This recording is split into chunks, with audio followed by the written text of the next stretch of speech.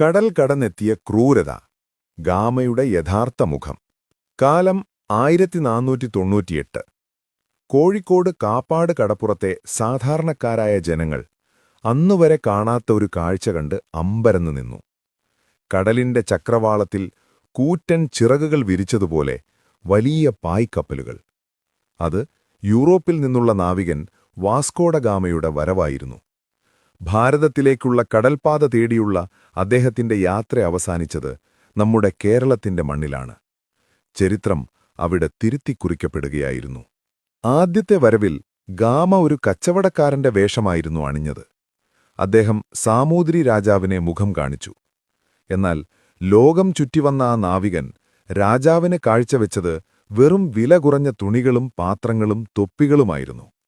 Arab കച്ചവടക്കാർ നിറഞ്ഞ ആ സഭയിൽ വെച്ച് സാമൂതിരിയുടെ ഉദ്യോഗസ്ഥർ ഗാമയെ നോക്കി ചിരിച്ചു. ഇതാണോ ഒരു രാജാവിന് നൽകേണ്ട സമ്മാനം എന്ന ചോദ്യം ഗാമയുടെ അഹങ്കാരത്തിനേറ്റ മുറിവായി. കച്ചവടം വിചാരിച്ചതുപോലെ നടന്നില്ല.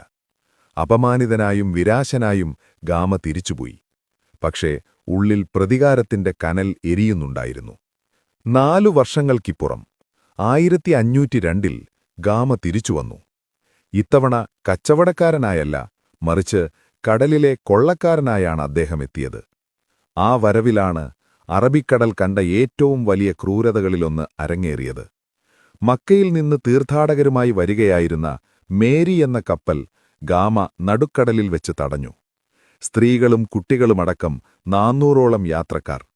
അവരുടെ കൈവശമുണ്ടായിരുന്ന പൊന്നും പണവും ഗാമ പിടിച്ചെടുത്തു. ജീവനുവേണ്ടി അവർ കൈകൂപ്പി കരഞ്ഞു. കുഞ്ഞുങ്ങളെ ഉയർത്തിക്കാട്ടിയ അമ്മമാർ ദയയ്ക്കായി യാചിച്ചു. പക്ഷേ ഗാമയുടെ കല്ലിച്ച മനസ്സ് അലിഞ്ഞില്ല.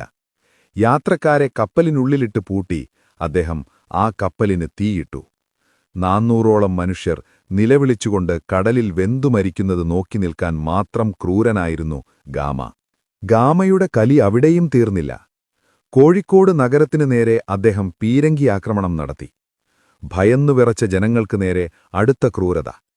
കടലിൽ മീൻ പിടിക്കാൻ പോയ പാവപ്പെട്ട മത്സ്യത്തൊഴിലാളികളെ ഗാമ പിടികൂടി. അവരുടെ കൈകളും കാലുകളും ചെവികളും അദ്ദേഹം വെട്ടിമാറ്റി. ചോരവാർന്ന ആ ശരീരഭാഗങ്ങൾ ഒരു വള്ളത്തിലിട്ട് സാമൂതിരിക്ക് കൊടുത്തയച്ചു. കൂടെ ഒരു സന്ദേശവും: ഇത് കറിവെച്ച് കഴിച്ചോളൂ.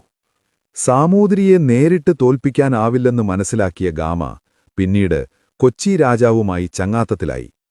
കേരളത്തിലെ രാജാക്കന്മാരെ തമ്മിലടിപ്പിച്ച് പോർച്ചുഗീസുകാർ തങ്ങളുടെ അധികാരമുറപ്പിച്ചു.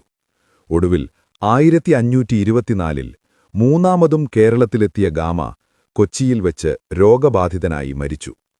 നമ്മുടെ പാഠപുസ്തകങ്ങളിൽ ഇന്ത്യ കണ്ടെത്തിയ ധീരനായ നാവികൻ എന്ന് വാഴ്ത്തപ്പെടുമ്പോഴും കേരളത്തിന്റെ മണ്ണിൽ ചോരയും കണ്ണീരും വീഴ്ത്തിയ ക്രൂരനായൊരു അധിനിവേശക്കാരൻ എന്ന പേരുകൂടി വാസ്കോഡ ഗാമ എന്ന ചരിത്രപുരുഷനുണ്ട്.